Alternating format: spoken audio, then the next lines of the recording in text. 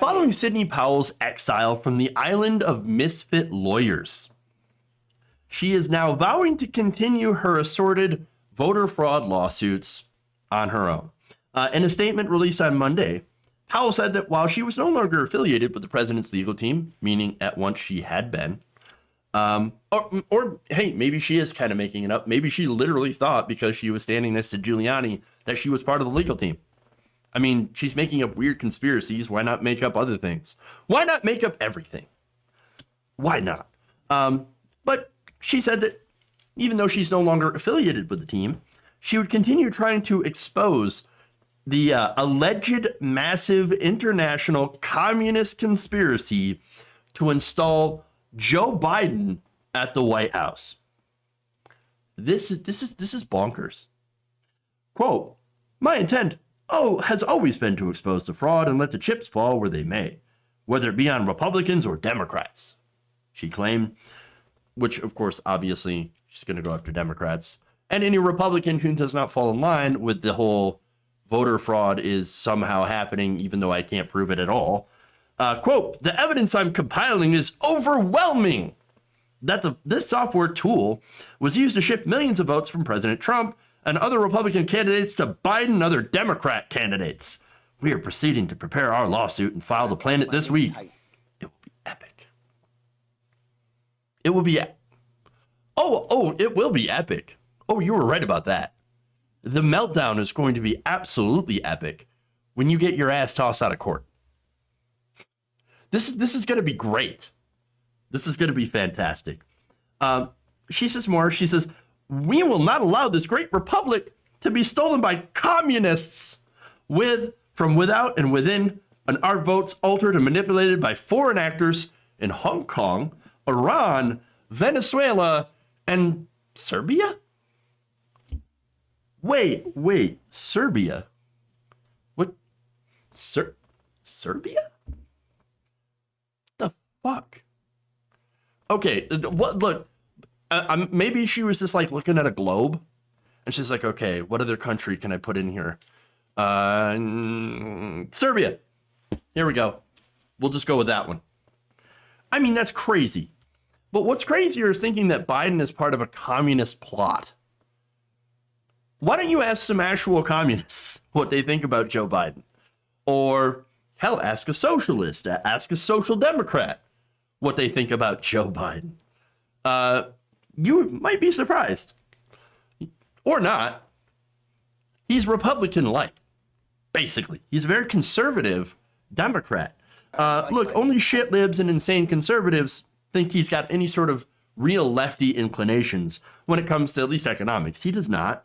He's, yes, socially liberal on a lot of different issues, but he's conservative on a lot of economic issues. And, of course, conservative on foreign policy.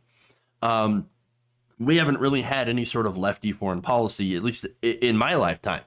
It's been mainly propping up imperialism, endless war, that kind of stuff. And so it's absurd. But we know this woman's a clown. But she has been successful, though, in getting Republicans to believe in her nonsense because they want to believe. They do. They don't like the fact that the election did not go their way. I mean, even Donald Trump believes her claims. But what's funny is because she's the reason that she was fired is because she was embarrassing him. She keeps losing. And so, but overall, again, they all believe this stuff. Now, the fact that she has no evidence and can't win a case has become a national embarrassment is why she has been, a lot of other Trump associates, Trump allies have been like, you got to dump this.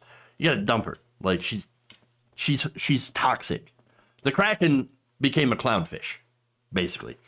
And she was even mocked by the Trump campaign. One person, who was an unnamed Trump staffer, said this: "She was too crazy, even for the president." No, she was too honest about her insane beliefs, which reflect a lot of Republican voters, by the way. Look, on Friday, I was reading an article where there were a lot of Republicans that still do not believe that this was a legitimate election. I mean, this is a massive number of Republicans. And so they talked to some of these people, and they believe that Biden did not win legitimately, that Biden did not win at all, that it was actually Trump won by a massive amount of votes. And some were even saying, hey, man, look, if the president tells me that I need to pick up a gun because, in order to defend him, I would. That's crazy. That's insanity. And so very, very scary situation here. Deepak Gupta, by the way, who's an attorney, here's what he tweeted about. He said, it's okay to laugh at this hilarious clown car, and yet appreciate that what's going on here is deadly serious. These tactics will go nowhere, but still infect our democracy with doubt. And let me tell you, a democracy cannot survive if people do not trust the process. This is why this whole thing is dangerous. There's no evidence of voter fraud. There's no evidence of foreign interference. But because Donald Trump refuses to acknowledge his loss and is peddling conspiracy theories, and his legal team is peddling conspiracy theories, you've got a legion of people who are, in some ways, like, some of these people are college educated. So it's not like we're dealing with idiots. But they're otherwise smart people that believe in nonsense, thinking that there's some sort of weird communist takeover of our country when we've never been more conservative. So and again, it's not just because of Donald Trump. It's because of conservative news sites. You got politicians that are either spouting this nonsense or they're too scared to say anything because they don't want to hurt their own elections. And this is a problem that's not going to end once these election results are certified, by the way.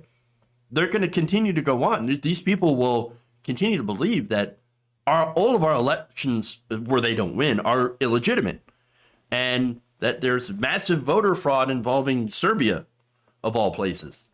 Again, this is something that we're going to have to continue to deal with. It's not just Trump. It's misinformation, it's disinformation, it's mistrust in facts and media, and this is something that we've got to, figure out how to get over, so that we can actually have a functional society where people do believe in actual facts.